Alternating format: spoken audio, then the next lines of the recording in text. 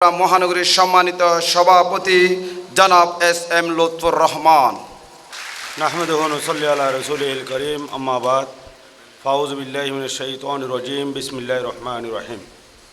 বাংলাদেশে শ্রমজীবী মানুষের প্রাণপ্রিয় কাফেলা বাংলাদেশ শ্রমিক কল্যাণ ফেডারেশন কক্সবাজার শহর শাখা কর্তৃক আয়োজিত আজকের এই ঐতিহাসিক সম্মেলনের সম্মানিত সভাপতি, বিশিষ্ট শ্রমিক নেতা, কক্সবাজার শহর শাখার সভাপতি, সাবেক ছাত্রনেতা জনাব সরওয়ার কামাল শিকদার, আজকের সম্মানিত প্রধান অতিথি, আমাদের শ্রদ্ধার জায়গা কেন্দ্রীয় সভাপতি, সাবেক জাতীয় সংসদ সদস্য জননেতা আনম শামসুল ইসলাম, উপস্থিত কক্সবাজার জেলার সংগ্রামী প্রধান উপদেষ্টা, জামায়াতে ইসলামী কক্সবাজার জেলার সংগ্রামী আমির, প্রিয় নেতা জনাব অধ্যক্ষ আনোয়ারি সাহেব, উপস্থিত সম্মানিত জামায়াতে ইসলামী জেলা নেতৃবৃন্দ, শহর নেতৃবৃন্দ, শ্রমিক কল্যাণ ফেডারেশনের নেতৃবৃন্দ, সম্মানিত ভাইয়েরা, আসসালামু আলাইকুম ওয়া রাহমাতুল্লাহি ওয়া বারাকাতুহু।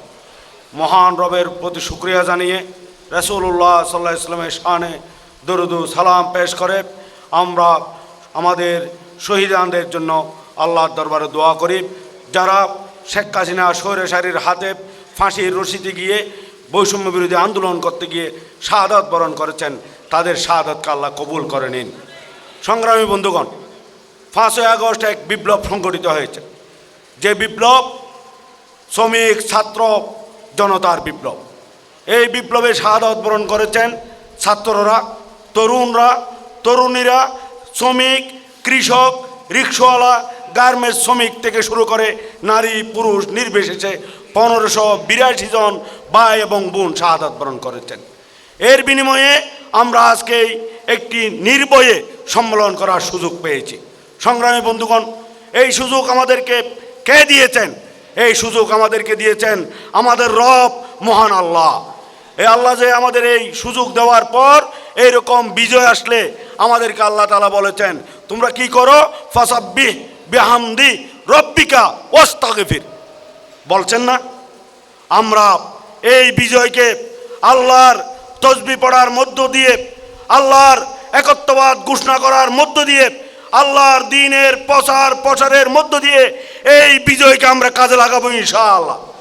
সংগ্রামী বন্ধুগণ, শেখ হাসিনা যিনি বলেছিলেন দেশ ছেড়ে তিনি পালান না, অমুকের কন্যা পালায় না, উনি পালিয়ে যাননি। উনি এমন দেহ দিয়েছেন বাংলাদেশে, এইরকম হদুয়া আয় ন দেয় ন ফালাই আয় দেখি এন্ডা দিয়ে ইন্ডিয়ার বর্ডারও যে লেমই, ঠিক কিনা? ওনারা এখন আবার ষড়যন্ত্র করছেন বিভিন্নভাবে, বিভিন্ন নামে, বিভিন্ন অজুহাতে বাংলাদেশের মানুষের উপর আবার তারা আসার সুযোগ খুঁজছেন। বিভিন্ন নামে বেনামে ফেসবুকে বিবৃতি দিয়ে তারা তাদের পক্ষে জনমত গঠন করার চেষ্টা করছেন। সংগ্রামী বন্ধুগণ, সচেতন থাকতে হবে, সতর্ক থাকতে হবে। সচেতনতা, সতর্কতার সহিত এই বাংলার জমিনে আমাদেরকে নেতৃত্ব দিতে হবে, যাতে শেখ হাসিনা নামক এই আওয়ামী লীগ নামক দলের শোকনরা আরে বাংলাদেশের মানুষের উপর দুষ্ট চক্র যাতার মাথার উপর আসতে না পারে। সংগ্রামী বন্ধুগণ, বাংলাদেশ শ্রমিক কল্যাণ ফেডারেশন বাংলাদেশের জমিনকে একটি বৈষম্যমূলক মুক্ত একটি জমিন হিসাবে প্রতিষ্ঠিত করতে চায়। আজকে বাংলাদেশে বৈষম্য বিরোধী আন্দোলনের ফসল হিসেবে আমরা এই পরিবেশ পেয়েছি, কিন্তু বৈষম্যের শিকার শুধু ছাত্ররা নয়, দোকান কর্মচারীরা বৈষম্যের শিকার, হোটেল শ্রমিকরা বৈষম্যের শিকার, রিক্সাওয়ালারা বৈষম্যের শিকার, নির্মাণ শ্রমিকরা বৈষম্যের শিকার, গার্মেন্টস শ্রমিকরা বৈষম্যের শিকার, বাস শ্রমিকরা বৈষম্যের শিকার, লেগুনা শ্রমিকরা বৈষম্যের শিকার। তাদের উপর বৈষম্য করা হয়। তারা একদিকে মালিককেও ভাড়া দেয়, আবার পুলিশকেও চাঁদা দেয়, ঠিক কিনা? অতএব এই বৈষম্য মুক্ত বাংলাদেশ করলে সবচাইতে বেশি উপকৃত হবে শ্রমিক সমাজ। অতএব বাংলাদেশ শ্রমিক কল্যাণ ফেডারেশন বাংলাদেশের জমিন থেকে বৈষম্য মুক্ত একটি বাংলাদেশ করে নতুন বাংলাদেশ করতে চায়।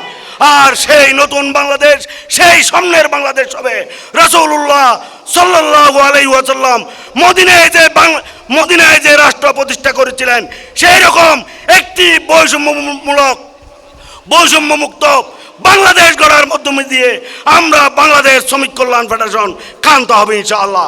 আমি সকলকে অনুরোধ করব, বাংলাদেশ শ্রমিক কল্যাণ ফেডারেশন আল্লাহ প্রদত্ত রাসূলুল্লাহ সাল্লাল্লাহু আলাইহি ওয়াসাল্লামের নির্দেশিত পন্থায় বাংলাদেশের শ্রমিক সমাজকে ঐক্যবদ্ধ করার মধ্যে দিয়ে বাংলাদেশকে স্বনির্ভর করতে চাই, বাংলাদেশকে উন্নত করতে চাই, বাংলাদেশের শিল্প কলকারখানাকে উন্নত থেকে উন্নত করে বাংলাদেশের একটি আধুনিক বাংলায় রূপান্তরিত করতে চাই। আমরা যে যেখানে আছি, যেভাবে আছি, যে সেক্টরে আছি, আসুন শ্রমিক কল্যাণ ফেডারেশনের পতাকা তলে ঐক্যবদ্ধ হয়ে বাংলাদেশকে আমরা গড়ে তুলি, নিজেদেরকে সোনার মানুষ হিসেবে গড়ে তুলে বাংলাদেশের প্রশান্তির একটি বাংলাদেশ আমরা জাতিকে উপহার দিই। সকলকে ধন্যবাদ জানিয়ে, সকলকে মোবারকবাদ জানিয়ে আমার বক্তব্য শেষ করছি। বাংলাদেশ জিন্দাবাদ, বাংলাদেশ শ্রমিক কল্যাণ ফেডারেশন জিন্দাবাদ।